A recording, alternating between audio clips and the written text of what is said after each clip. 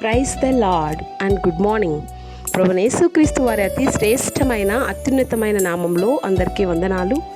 ఈరోజు దేవుని వాక్యము, నరుని హృదయములో ఆలోచనలు అనేకములుగా పుట్టును, యెహోవా యొక్క తీర్మానమే స్థిరము. సామెతల గ్రంథము 19వ అధ్యాయము 21వ వచనం.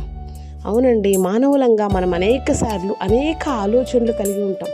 అలా జరిగితే బాగుండు, ఇలా జరిగితే బాగుండు అని. కానీ ప్రభువు యొక్క తీర్మానమే మన జీవితంలో స్థిరమన్న మాట మనం మర్చిపోకూడదు.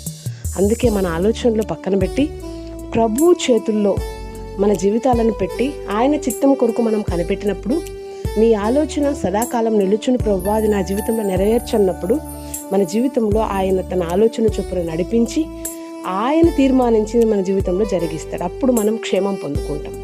అలాంటి కృప మనందరికీ దేవుడు దయచేయును గాక. May God bless you all. Amen.